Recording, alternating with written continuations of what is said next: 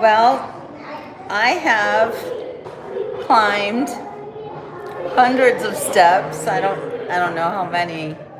I think no, I've climbed 202 steps. Here, I've got a sign telling me 202 steps. 15 more steps, and I will be at the top of a Barnegat Lighthouse. I'm waiting for my audience to show so you all can see what it looks like in Barnegat Bay from this historic lighthouse, Old Barnegat Lighthouse. They call it Old Barney around here in this area. Barnegat's a big name here. There's Barnegat Bay, Barnegat Lighthouse. Well, I'm not there yet, Darla, but 15 more steps and I'll be there. So I'm glad you're back. Hi, Donna. I want you guys to see it when I see it. I haven't done this since I was a little kid. And there's a lot of little kids who do this lighthouse, and they are pretty impressive. All right. Are you guys ready? Ready to go up to the top of the lighthouse? Maybe we should wait till there's at least 10 people watching. Where is everybody? Here, I'm going to show you what it looks like outside, I think. Hold on. So 15 plus 202 makes 217 steps. Look at that. Wow.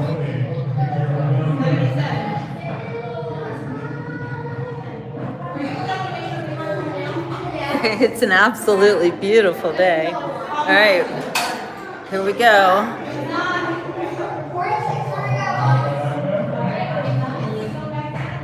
That.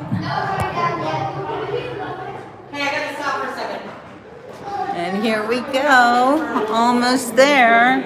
10, 9, 8, 7, 6, 5, 4, 3, 2, 1. We made it. We made it. We're at the top. Look at this, you guys. Oh my gosh. So I'm on the outside of Barnegat Lighthouse. A little windy up here.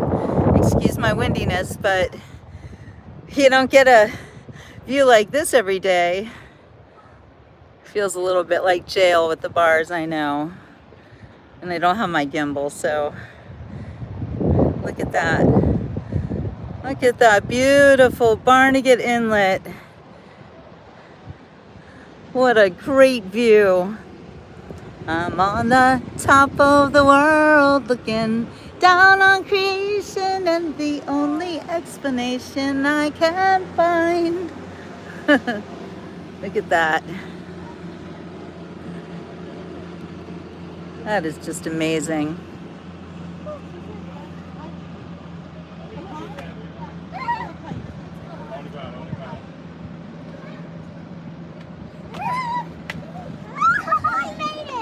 Oh, I love it. Look at this. Look how little. Did this little guy walk up the whole thing himself? Yes, he did. Wow, you're amazing. Last year I carried him. So This year he did it by himself. How old are you? 5? Right? Wow, good job. And she did it too, right? A little scared, but she made it. Is it worth Wow, so worth it, right? it? Oh, wow. You can see. This is where we were walking, right? You know that.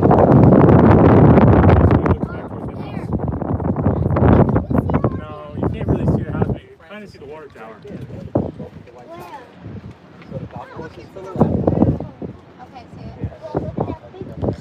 What a beautiful sight. Let's go find Mom and make sure she's okay. So neat to see the difference in the water. You can tell that it gets pretty shallow there in the middle.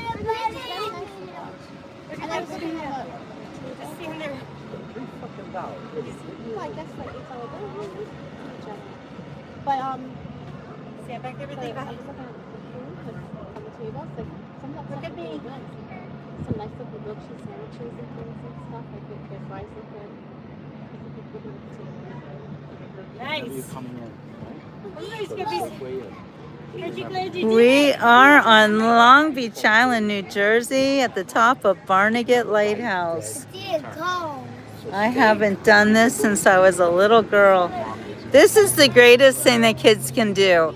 It really gives them a sense of accomplishment, doesn't it? It's halfway and they want to keep going. You did a good job. Isn't it worth it? Yes, it gives right. It also gives us a sense of accomplishment. Hey, we're still alive. Look at that. We're still breathing.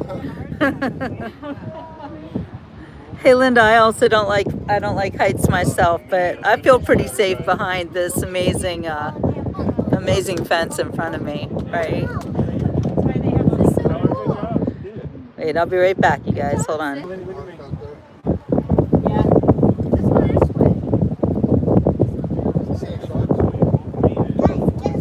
And there are sharks here, by the way. Definitely. They're in all the oceans. You just can't see them, but they're there. Yeah, they're definitely there. They get up here, they want to go right back down. Kids. Nothing's ever enough. Look at that, you guys. The beautiful Atlantic Ocean. And right over here, we're looking at Island Beach State Park.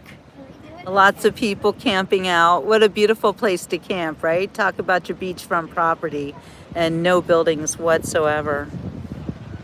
It's absolutely gorgeous. To the north of us is Toms River, New Jersey. And to the south of this island is Atlantic City. And this is just beautiful Barnegat Inlet.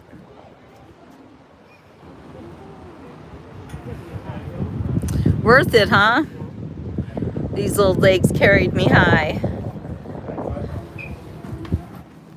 So when you come inside this lighthouse, you realize that it is actually a historical place, and there's a lot of history here, including the famous Fresnel lens. This is the most important part of the lighthouse. And the Fresnel lens cost 1/3 as much as the rest of the lighthouse. Barnegat's lens was made by Henry Lapaut near Paris in 1856.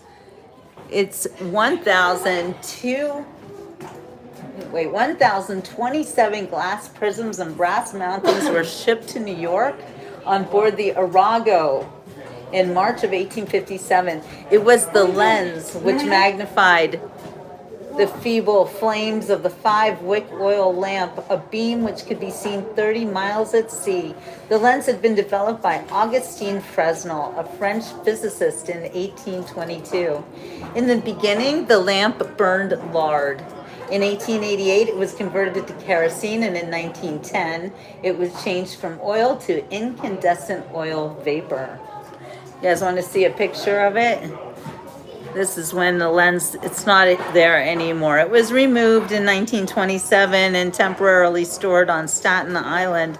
In 1934, the Coast Guard sent the lens to Chicago to be displayed at the Rosenwald Museum of Science and Industry.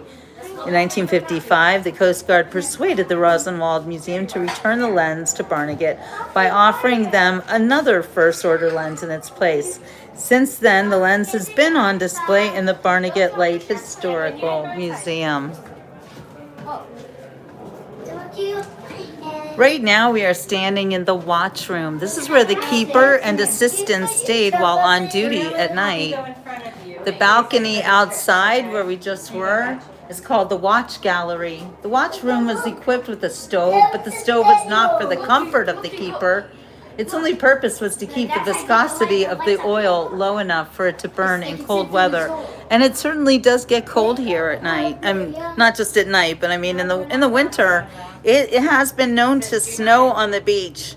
And there was one winter when I lived here, I think it was the winter of 1989, I believe, when it got so cold and snowy that I took out my cross-country skis and I skied on that beach you're looking at right there, Barnegat. I used to live in Barnegat Light. So this was really one of my old haunts. There's a small balcony at the level of the lantern floor, which is called the Lantern Gallery. That gave the keeper access to the outside of the lantern glass.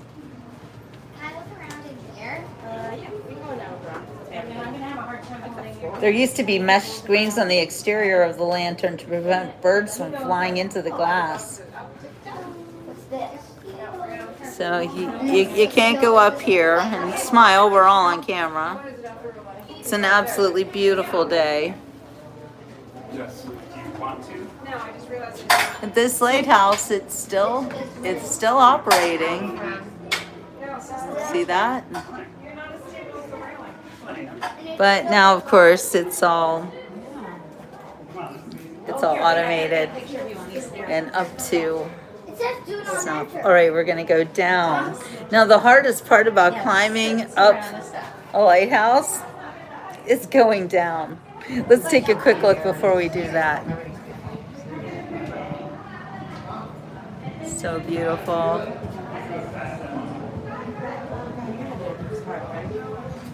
Yeah, one more walk around because, you know, I'm here. Thank you, John. I'm not that young. Young at heart, maybe.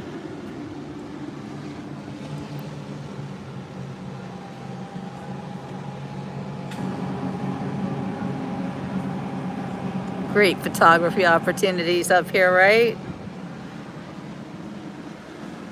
Actually, we can do a little walkabout from the top of the lighthouse to show you where I used to live when I lived here.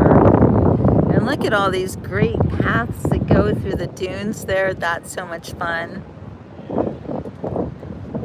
All right, let me see if I can locate where I used to live. The house might not even exist anymore. It was actually an old lifeguard house. Oh, I think I spotted it because it was red and I see a red roof there.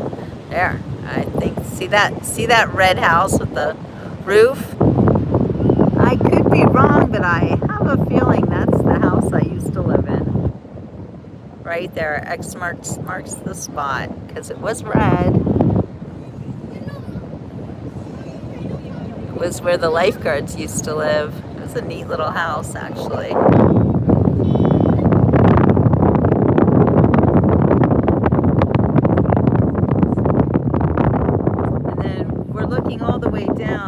Long Beach Island is an 18-mile long island. And it's been recent that they started building it up over here on this little island off the island. It's a lot of houses there. During Hurricane Sandy, this island was hit very hard, but they've definitely made a great comeback since then.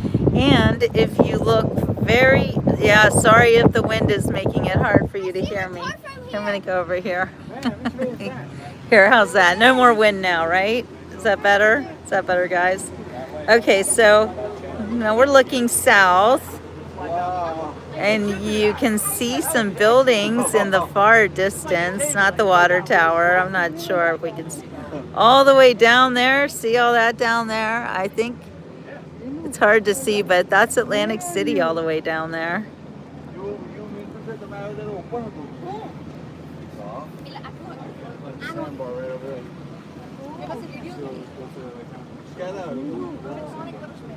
Yeah, big sandbars all over the place here. They really need to dredge this bay out. You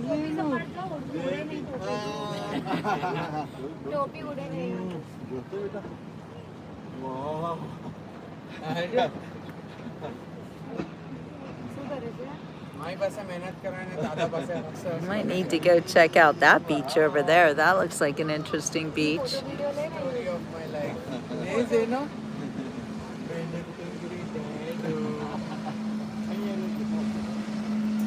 Okay, we're gonna go back over here to the windy side.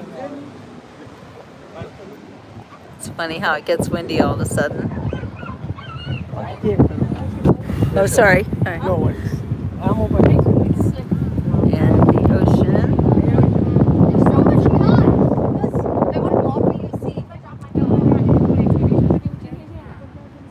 People from all over the world here. Last time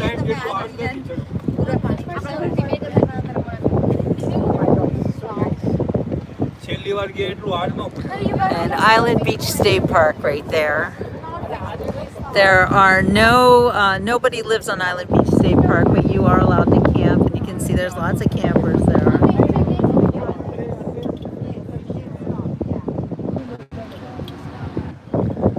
Oh, your son's stuck in Miami. That is stuck. Nobody wants to be stuck in Miami. Okay, well, watch your step indeed. Your girl's going down, and this is the scariest part. It's one thing to go up. It's a whole other story to come down. I am tempted to come down backwards because it's really kind of scary coming down. We're going to take plenty of breaks. Here's one now. Sure. Look at that. What a sight. What a view. Hello, Sweden. We got some great views here.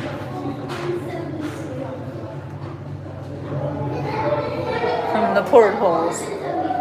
All right, we're going to go down another flight. I'm great. I'm great going up. Coming down, not so much. So you guys count those steps for me if you wouldn't mind. Then again, maybe not. It's nice here. Everybody kind of waits till you get down, and we all take turns going up and down. Look at this. Are you climbing all these steps? She is. Oh my goodness. You see the littlest kids climbing these steps. It's amazing. It's like, really, look at this little girl go. She's like, maybe not. I know. Hi, Mark. It is going to make you dizzy. Look at that. Yeah, it's kind of like being in a kind of a nightmare, right? And then we've got this beautiful view behind the bars. Sorry. So here's another opportunity for some information about the lighthouse. The responsibility of the lighthouse keepers were spelled out in a series of publications by the Lighthouse Board called Instructions to Lighthouse Keepers. The major duties are described in a pamphlet from 1902. Lights must be lighted punctually at sunset and must be kept burning at full intensity until sunrise. All preparations must be made early, that there may be no delay in lighting. Dude, this is so scary. When the light is extinguished in the morning, the keeper must hang the lantern curtains and immediately begin to put the apparatus in order for relighting. While doing this, the linen aprons provided for the keeper's use must be worn, that the lens may not suffer from contact with the wearing apparel. The illuminating apparatus must be carefully covered before the cleaning is begun. The lens and the glass of the lantern must be cleaned daily and always kept in the best possible condition. Before beginning to clean the lens, it must be brushed with a feather brush to remove all dust. It must then be wiped with a soft linen cloth and finally polished with buff skin. If there's oil or grease on any part of it, it has to be taken off with the linen cloth, moistened with spirits of wine, and then polished with a buff skin. Hello. Did you climb all these stairs by yourself? 6 more to go. Oh my goodness. You think you can do it? Oh boy. Oh, you've done it already? Wow, 2 times. That's amazing. Where do you get all your energy from? Yeah, we know where it comes from. Yes, I'll take a quick picture. Here we go. Keepers are forbidden to clean the floors of the lanterns or the stairs and floors of towers with any material by which dust may be produced. So apparently, dust is the lighthouse's greatest enemy. Sorry.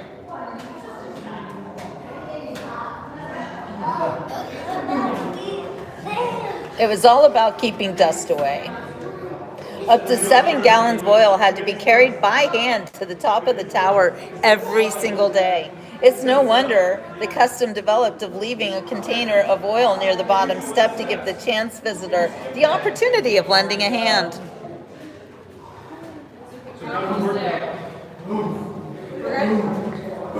I would help. I would take that oil up. What about you? It's so scary going down, Darla, but here we go again. We're going down. It hurts. You do develop a certain pain in your legs in the front when you go down steep steps like this. It isn't the most comfortable feeling in the world. Just saying.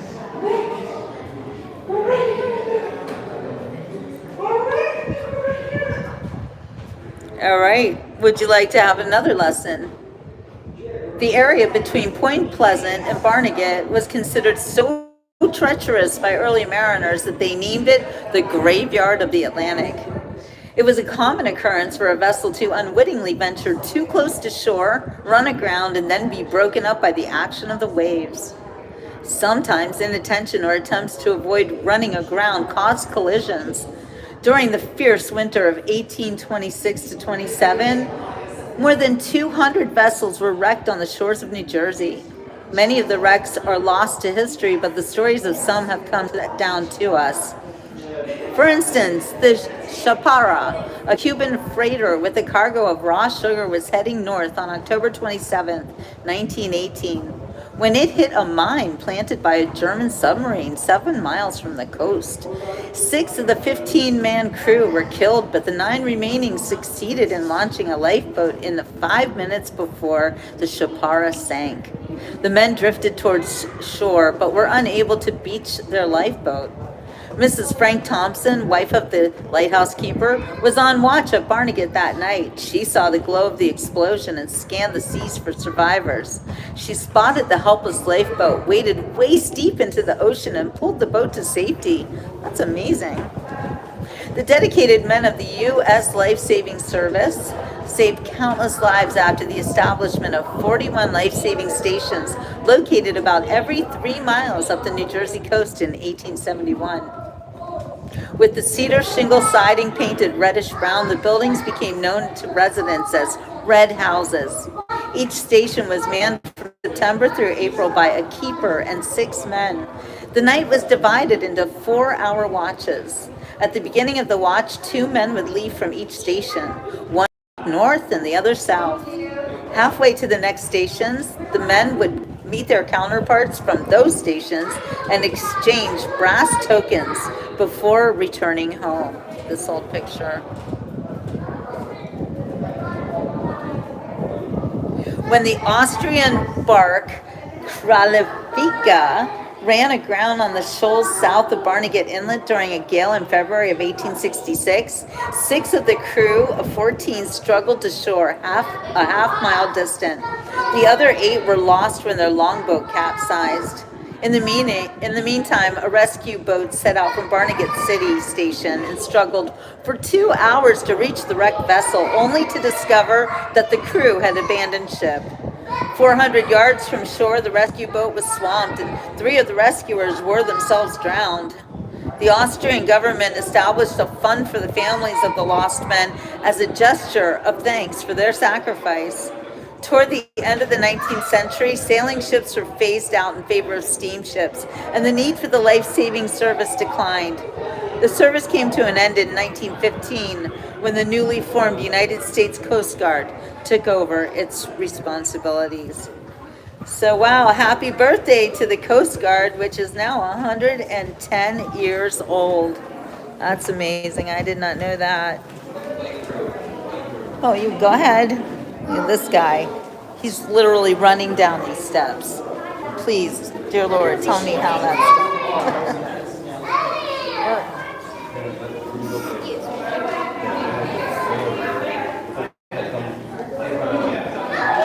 Well, it's a problem when people are coming up and you're going down, so I guess I gotta go back up because I don't need to have the issue of getting stuck. There's lighthouse etiquette. You have to wait when people come up. You don't want to be going down. All right, you guys. It's getting really packed in here. How many people can you squish into a lighthouse? I think we're about to find out. What is this, like 20 people right here in this lighthouse? This is kind of crazy. Look at all the people in the lighthouse. Like a whole, like we could have a concert in the lighthouse. Should I? All right, you guys. I'm going to say ciao for now. We'll see you on the next beach report. Have a wonderful rest of your day. Ciao for now.